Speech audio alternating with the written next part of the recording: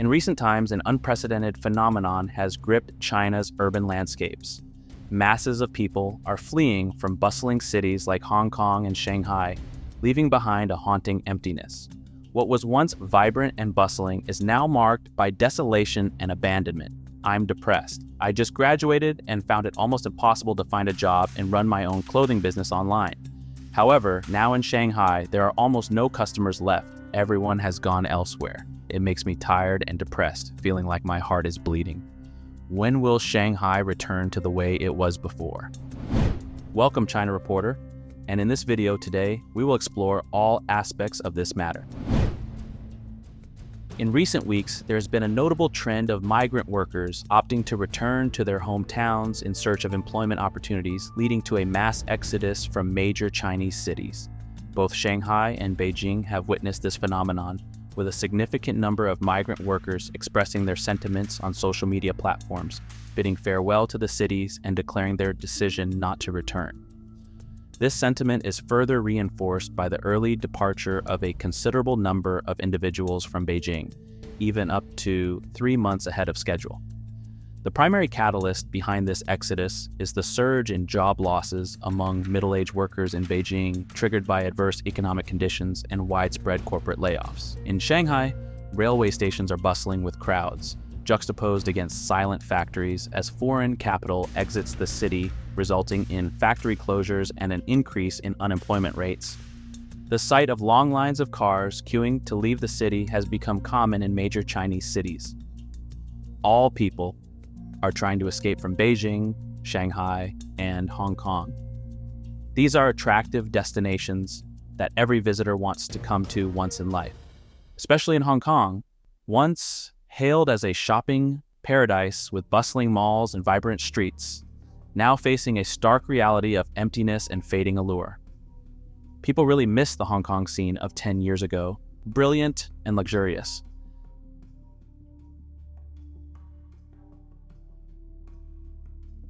However, now, this paradise that all shoppers want to come over once in life has gradually faded away.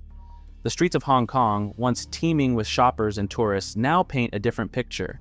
Empty malls, once bustling with activity, now stand as silent witnesses to changing times.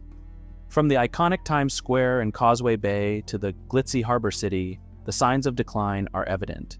For example, a vlogger accidentally recorded a video on describing his experiences at Tsim Sha Tsui, and it made viewers shocked before what was in the video.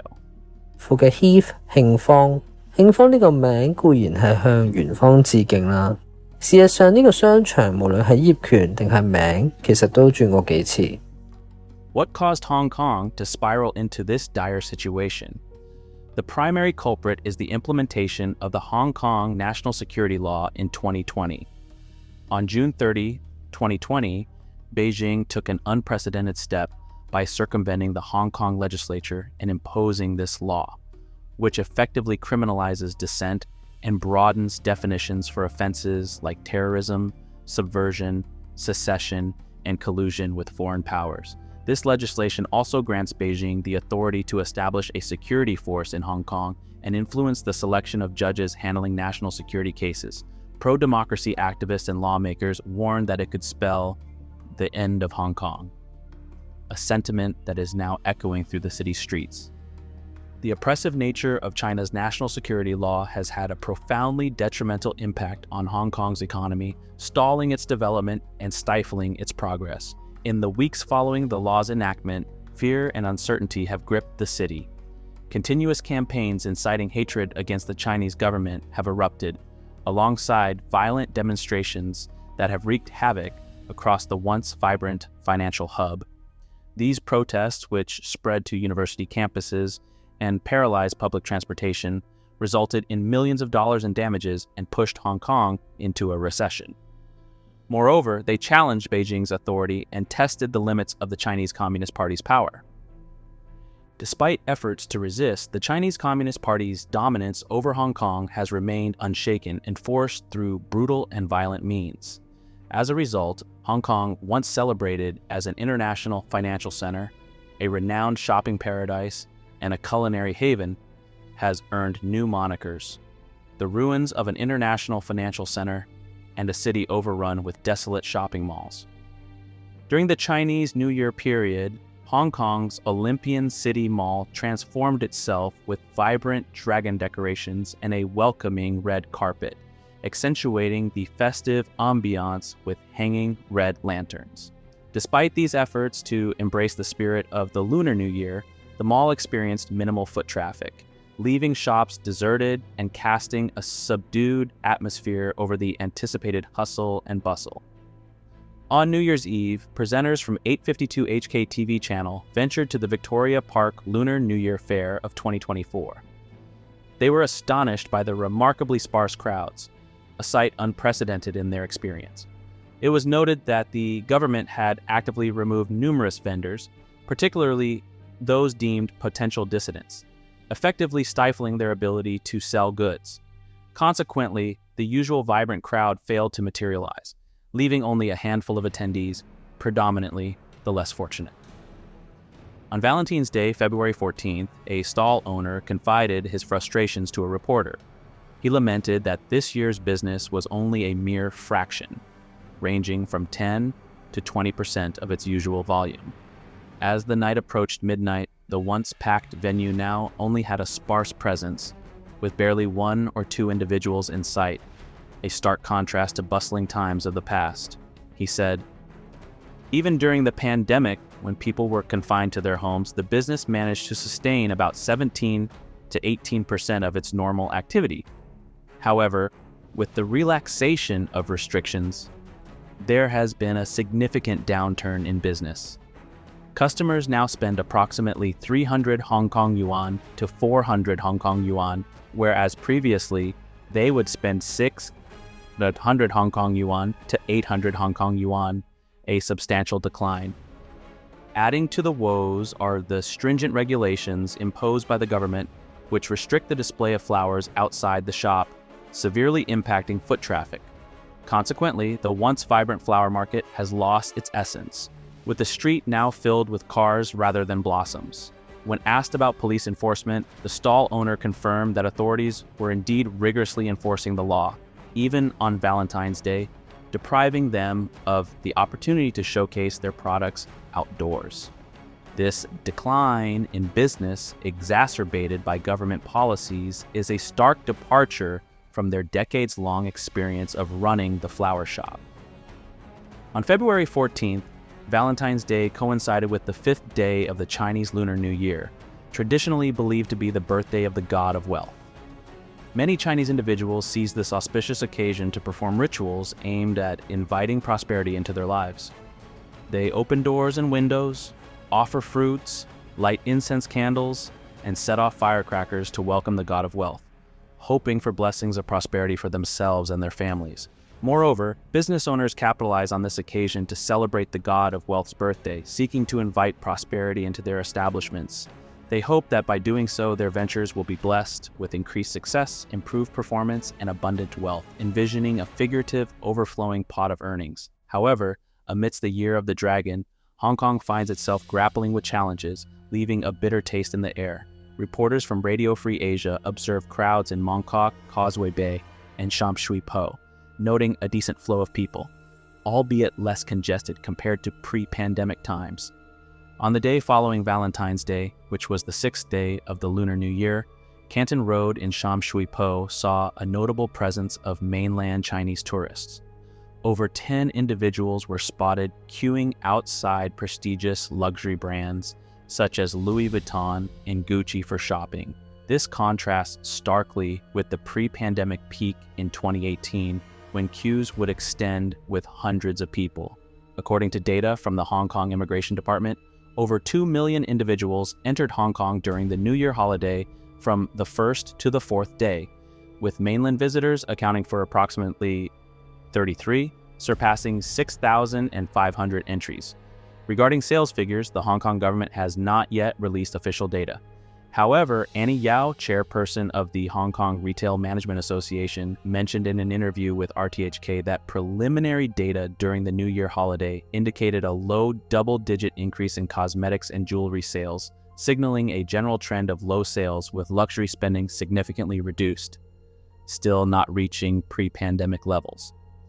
The outlook for job-seeking Chinese youth appears increasingly grim amidst a widespread economic downturn, exacerbating challenges in the mainland's real economy and casting a shadow over the futures of many young individuals. Mainland China's real economy is mired in a state of depression, making it progressively more difficult for the younger generation to secure stable and promising employment opportunities. I'm working as a shipper for a restaurant in Shanghai, but recently this restaurant is no longer as crowded as before.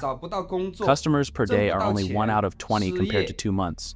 No customers, I was also fired. Currently, I am looking for a new job, but it is so hard in the bad context. Most companies and enterprises in Shanghai left this city. I'm depressed and disappointed. I think I should leave this city and come back to my hometown to start a new life. Facing the current job market, young people encounter mounting obstacles, particularly with the significant decline of the manufacturing industry, a sector that once propelled China's economic growth. Economic downturns both domestically and abroad, coupled with shifts in the global supply chain, have compounded difficulties for aspiring young professionals. Many find themselves trapped in a dual predicament of daunting job hunts and the looming threat of unemployment. Moreover, the service industry, once perceived as a beacon of opportunity, now struggles to offer sufficient avenues for employment as economic uncertainty rises. With numerous companies slashing costs, there's a sharp decline in demand for service sector employment, intensifying competition among job seekers. Furthermore, the financial sector, once a promising haven, is not immune to the economic downturn.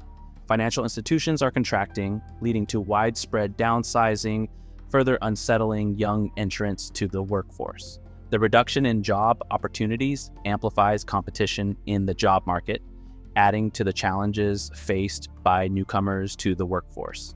The upheaval within the financial sector has left them with a sense of grim prospects and an uncertain future. It's important to highlight that while some emerging industries have emerged in recent years, their growth rate and scope still struggle to offset the vacancies left by traditional sectors.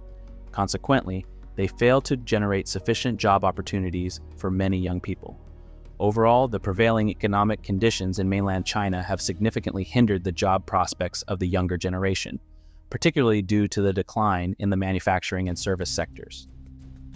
The downsizing trend in the financial sector, coupled with the survival challenges faced by brick-and-mortar stores, collectively exacerbates the formidable hurdles encountered by young people in their career advancement. These factors contribute to a pervasive sense of uncertainty and pressure among the younger generation, presenting them with additional challenges. However, despite these circumstances, the job market has not been able to offer an adequate number of opportunities for many young individuals in a condensed time frame.